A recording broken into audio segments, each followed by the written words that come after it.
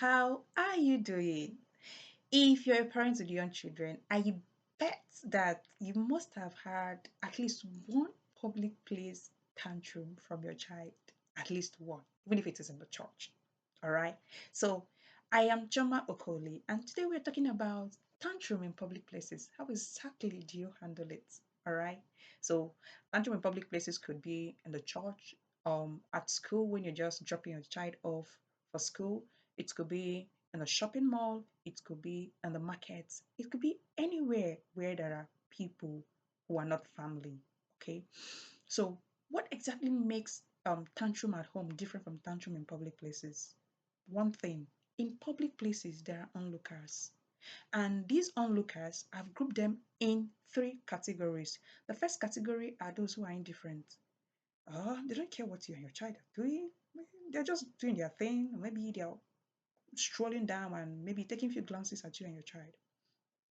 The second category are those who will pitch their allegiance with your child and they're like, just give the child what the child wants, settle the child. Children are like this, you should know better.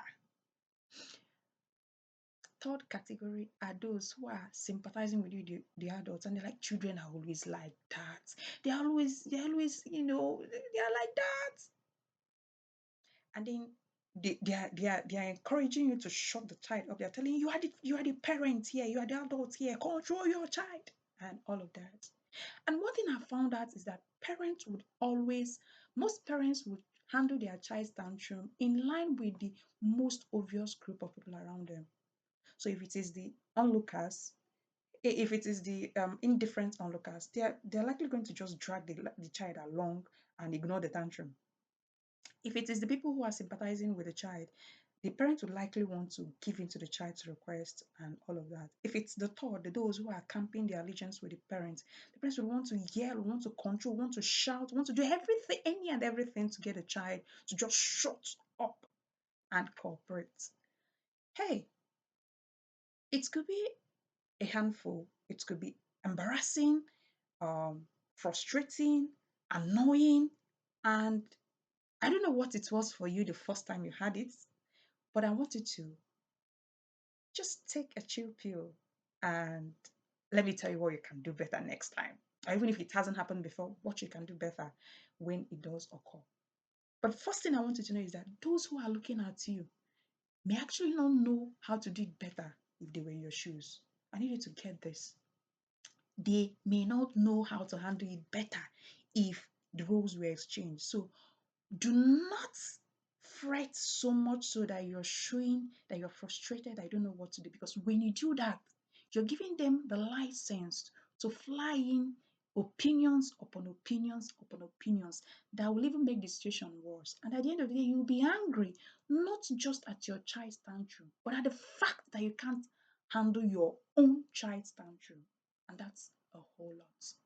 So, what do you do when your child throws tantrum in the public place? Number one, maintain calmness. Maintain calmness because it sends the message to others, I got this, don't worry, hold your peace, I got this. And even when some who are overbearing, they say, Madam or Oga, sir, your child is making noise, and just keep, don't say anything to them, just give them that smile that says, I see you, I know. Then get down, so remain calm. Number two, get down to your child's eye level and say, hey, I understand this is a hard time for you, but if you keep calm, we can talk through it. And then lift your child, top step, lift your child from where you are to a corner where you have less onlookers. Because in the presence of onlookers, you, the parent, is more likely going to want to appease the onlookers, right? And your child is more likely going to keep throwing tantrums so that the onlookers may come to his or her aid. So taking your child to a corner offers the two of you the privacy and the offers the two of you the opportunity to just interact at a personal level. All right. So when you're at a corner, try to talk through what's going on. Your child wants something, they can't have it. Your child wants to go to a place, they shouldn't go there. These are the major causes of tantrum in public places. Now, this is a time when you should recall how you handle it at home. When your child insists on having something at home, how do you handle it? If you watch last week's video on how to handle tantrum, when calm down isn't calming your child down, if you watched it last week, then you know how you should handle tantrum at home. And in public places, this is where you reinforce to your child that what we do at home is also what we do in the public. If you give your child any the slightest inclination that, well, in public places, I just want to do anything to make you calm, your child will capitalize on that and you are in for a long ride. So, how do you handle tantrum at home? Apply and employ it even in the public place. Insist on what has been established. So your child wants ice cream. We don't take ice cream because it's not in our budget today. We won't buy ice cream because we don't eat ice cream in the house. Whatever is your reason for not giving in to what your child wants, stick on it. But this time, calm. Eh, don't be fluttered. Don't show that sign that I'm frustrated at what you're doing. You could be frustrated, but this is not the time for you to show it. And so when um you're done at this level, the next one is to offer your child a choice. Do you want us to continue what we are here for, or you want to go home? And even if it is in the church, you could say, okay, now you're calm. Can we get back inside? Your child could say yes. And then you reinforce that means no crying because we'll be disturbing the people in the church. And your child says yes. Then offer your child closure. What I call offer your child closure is take a hug, give a high five, give a thumb knuckle, and then say no crying inside. Your child should say no crying inside. If your child is less than 2 years, then you know that all of those things I said, you're going to champion them. Your child may not be able to say any more than yes or no.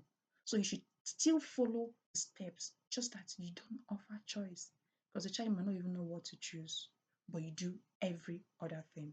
So if you get to try this, do let me know how it went for you and your little one.